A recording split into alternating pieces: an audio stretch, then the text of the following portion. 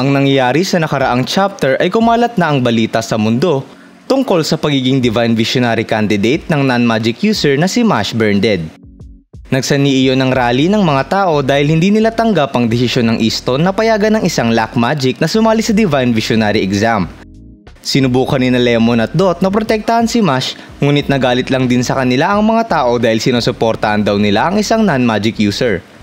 Nung una ay pinipigilan nila si Mash na magpakita sa mga tao dahil lalala lang daw ang sitwasyon, ngunit hindi nagtagal ay hindi na natiis ni Mash ang pang-aalipusta sa kanyang mga kaibigan kaya siya na mismo ang humarap sa mga tao. May isang lalaki na sinubukang hulihin si Mash gamit ang kanyang prison wall pero ibinalik lang sa kanya ng ating bida ang kulungan nito. Dumating si Wahlberg at siya na mismo ang nakiusap sa mga tao na ibigay nila ang kanilang pasensya hanggang sa matapos ang final exam. Sa ibang lugar, sina Renatsu Revol at Agito Tyrone ay nakaharap si Domina dahil may nag-report sa kanila na merong isang taong basta-basta na lang nangaatake ng tao sa lugar. Nagawang makatakbo ni Domina sa dalawang Divine Visionary kaya nairita doon si Revol at inisip kung sino kaya iyon. Habang tumatakas ay pinaliwanag ang backstory ni Domina. 15 years ago ay pinanganak ito at kasing taon niyang pinanganak si Mash pero 5 months old na ito sa panahong iyon. Dahil sa pagiging non-magic user nito ni Baby Mash ay nagtaka itong si Baby Domina kung bakit pareho ang treatment na nakukuha nila. Nagalit ito at sinubukang patayin ang kanyang kapatid pero madali lang iyong naiilaga ni Mash. Doon na nagsimula ang pagiging baliko ng kanyang mga hangarin at ang tanging makakasatisfy lang sa kanya ay kapag dumating na ang araw na mapatay niya si Mash. Matapos yon ay sa huli, nagsimula na ang final exam kung saan dumating na ang dalawang koponan sa Grief Manor. What's up mga Oni-chan? Welcome back sa ating manga recap series tungkol sa Mashle, Magic and Muscles na may halong Harry Potter at One Punch Man ang kwento. So, simulan na natin ang video. Pero bago tayo magsimula, shoutout nga pala sa mga Senpai tier members natin. Shoutout nga din pala sa mga katropahan natin sa FB group. Join na at salamat sa solid yung suporta. Sa pagpapatuloy ng nakapanabik na istorya ni Mash sa loob ng mundong puno ng mahika, bumalik tayo sa pagdating nila at ng kanyang mga kaibigan sa Grief Manor para sa final test. Nagkomento si Levis at sinabi na mukhang alam niya na daw na walang ibabatpat ang ating mga katropahan sa kanila. Trinashtalk nito sila Mash at sinabi na masyado one-sided ang laban at ayaw niya namang maging bully kaya baka pagbibigyan niya daw muna sila. Binulungan naman ni Mash si Dot at sinabi nito na halatang halata raw na walang kaibigan nitong si Levis. Sa isang kwarto naman ay pinakita na pinapanood sila ni Finn at Lemon kasama ang ibang estudyante sa isang salamin. Pinaliwanag ng host sa simple lang ang rules. Hahanapin nila ang 5 star keys na nakakalat sa manor at gagamitin iyon para ma-unlock ang treasure chest. Kung sino man ang makapagbukas at makakuha ng Wand of Beginnings ay siya ang tatanghaling Divine Visionary sa taong iyon. Nagpanggap na naman itong si Mash at sinabi na nag-guess niya na ang nangyari. Sinabi nito na kailangan nila yung mga susi para mabuksan ang box. Dahil doon, sinabi ni Dot na kakasabi lang ng host kanina ang sinabi niya. Bigla namang sumigaw ang host na gayon paman, ang mansion daw na iyon ay cursed kaya mag-ingat daw sila habang naghahanap sa loob. Nagsimula ng tumakbo ang ating mga katropahan habang nakapasan si Mash kay Dot. Sinabi ni Lance na kung ang treasure ay nasa loob ng manor, ay malamang daw ay makikita nila iyon sa innermost section ng lugar. Bigla namang gumalaw ang loob ng mansyon at mukhang isang maze daw iyon. Gumalaw ang inaapakan ni Dot kaya natumba silang dalawa ni Mash. Pagkaangat ng ulo ni Mash ay nakita nito ang isang star. Sinubukan niya iyong kunin ngunit bigla itong gumalaw ng mabilis papalayo sa kanila. Sinundan niya iyon kasama ni Dot at lumiko ito papunta sa isang silid. Pagpasok nila doon ay sinalubong sila ng isang napakaliwanag na lugar. Nagtaka naman si Dot kung bakit maliwanag doon. Biglang may nagsalita at winelcome sila kaya nagulat itong si Dot. Ipinakita dito ang isang mukha sa pader at pinakilala niya ang sarili niya bilang si Room Master at master daw siya ng kwartong iyon. Nagulat si Dot dahil isa raw itong nagsasalitang pader. Sinabi ni Room Master na oras na para harapin ang kanyang trial at naglabas ito ng isang nilalang sa kanyang bibig. Hinarapan ng nilalang na iyon sina Dot at Mash. Nagtaka si Mash kung ano iyon habang sumisigaw naman si Dot. Ipinaliwanag ni Finn na isa iyong Shadow Eater at napatanong din ito kung bakit nandoon ang isang napakadelikadong nilalang. Ipinakita na nanonood din si Rain at napakomento ito na higit pa ang nararanasan nila Mash na trial sa ibinigay sa kanila noong nakaraang taon. Sigurado daw siyang may kinalaman doon ang anak ng chief ng bureau na si Levis Rose Quartz. Sa sumunod na eksena ay ipinakita ang mga walkie student na madaling natalo ang kanilang trial. Sa isip ni Levis ay pinaliwanag niya na inutos niya sa bureau na maghanda ng mas mahihirap na gawain para sa side nila Mash. Ayaw daw nitong gamitin ang posisyon ng kanyang tatay pero gagawin daw nito ang lahat para manalo. Ipinakita sina Dot at Mash na ikinakaharap ang Shadow Eater habang sinasabi ni Levis na matatalo ang mga ito bago pa ito makarating sa kanila. Nag-alala naman si Finn at inisip na hindi basta-basta ang nilalang na iyon. Habang nangyayari yon ay tumatawa lang si Room Aster at pinaliwanag niya na siya ay isang prisoner. Nasa ganong kalagayan daw siya ay dahil isa iyong bahagi ng kanyang parusa. Pero sa wakas daw ay makakamit na niya ang kanyang kalayaan kapag natalo niya sila Mash. Hayaan daw nilang magsimula ito sa pag-demonstrate kung gaano nakakatakot ang isang Shadow Eater. Nagpalabas ito ng isang rabbit at sinabi na sana ay huwag silang maihi sa takot. Pumasok ang Shadow Eater sa anino ng kuneho at hindi nagtagal, bigla itong naging kalansay. Napansin ni Dot na sinisipsip ng Shadow Eater ang anino nito. Sa uli, tuluyan nang namatay ang kuneho dahil doon. Pinaliwanag dito na kapag kinain na ng anino nila ay tapos na sila. Nanakawin daw nito ang kanilang kaluluwa. Isa raw iyong nilalang na kung saan wala kang depensang magagawa laban doon. At sa maliwanag na silid daw na iyon ay walang paraan upang maitago ang anino ng ating mga bida kaya wala silang paraan para manalo. Agad naman na pinusugod ni Room Aster ang Shadow Eater kina Mash. Nakahanap ng paraan ang ating bida at bigla itong dumapa sa lapag. Nagulat si Room Aster at napagtanto nito na ginawa ayon ni Mash upang itago ang anino niya. Nung inaakala nito na hindi kakayanin ng ating bida na makakilos sa ganong pwesto, ay nagkakamali ito. Gumapang si Mash ng may pambihirang bilis sa lapag na nagsasanhipa ng kanyang after image. Hindi makapaniwala si Room Aster doon ngunit sinabi naman nito na wala man daw iyong silbi dahil lumilipad ang halimaw at sa posisyon daw nito ni Mash ay hindi nito mahahawakan iyon. Biglang pumunta sa ilalim ng halimaw si Mash at di nagtagal, inikot nito ang kanyang ulo na para bang nanggaling sa isang horror movie. Hinigop nito ang halimaw gamit ang kanyang pambihirang lung power kaya hindi makapaniwala doon si Room Aster. Nung napalapit na ni Mash ang Shadow Eater sa kanya, ay agad niyang hinablot ang suot nito at tuluyan ng naging contortionist ang ating bida. Windang na windang itong si Room Aster habang iniisip kung ano ang balak gawin nito ni Mash. Hinawakan ni Mash ang Shadow Eater sa kamay at gamit ang kanyang mga legs, ay hinedlock niya rin ito at tila takang-taka naman si Finn habang nanonood. Sa huli, triangle choke ng ating bida ang Shadow Eater. Medyo okay pa daw nung dumapa si Mash sa sahig para takpan ang anino nito, pero ang pagkapit daw nito sa Shadow Eater sa ganong posisyon ay ibang usapan na. Habang sinasakal ni Mash ang halimaw ay iniisip ni Room Aster na yun na ang katapusan. Na mga ito na perpektong ginagawa iyon ni Mash.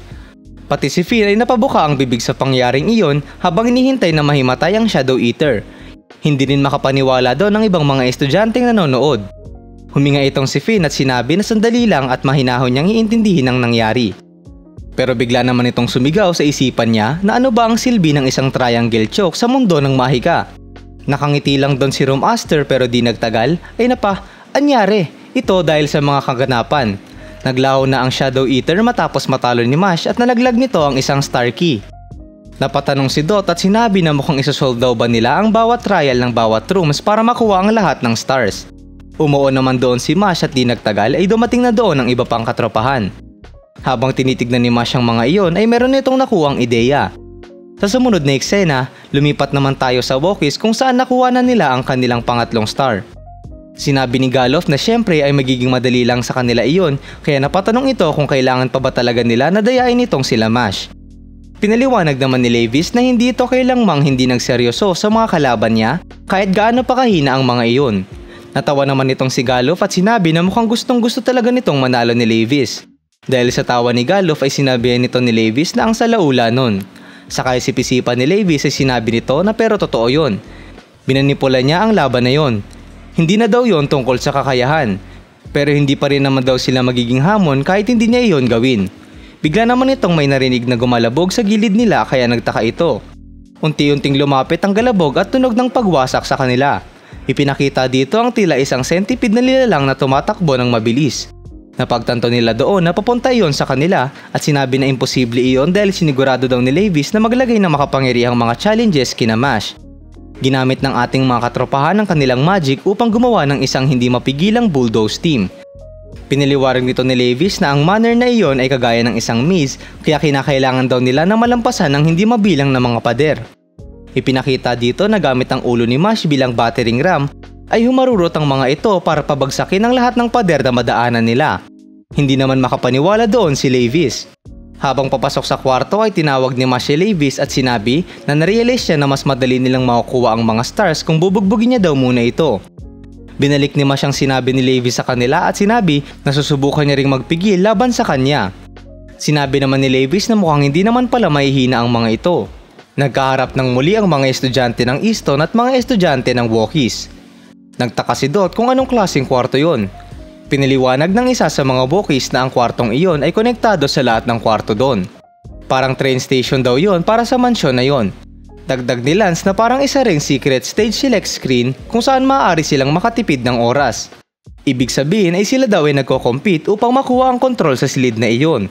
Sinabi naman ng lalaki na tama itong si Lance at habang nandun daw silang naghahanap ng stars ay hinahanap na ni Domina ang treasure. Pero mukhang hindi na daw may iwasan ng isang laban. Nakakaawa naman daw silang lahat dahil ngayon ay ang kakalabanin nila ay siya. Nagpalabas ito ng pambihirang magical aura na nagpagulat kay Dot.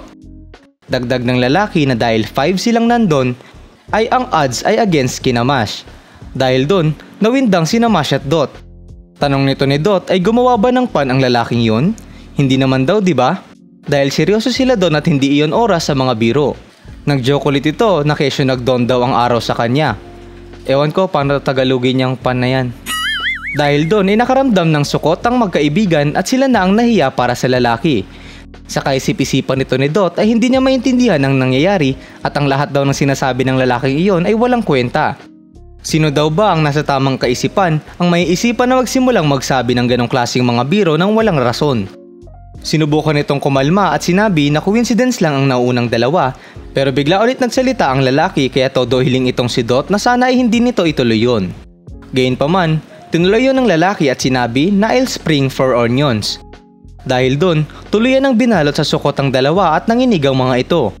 Nagmakaawa itong si Dot na sana ay merong taong pumigil sa lalaking iyon habang hindi na makagalaw sa sukot si Mash.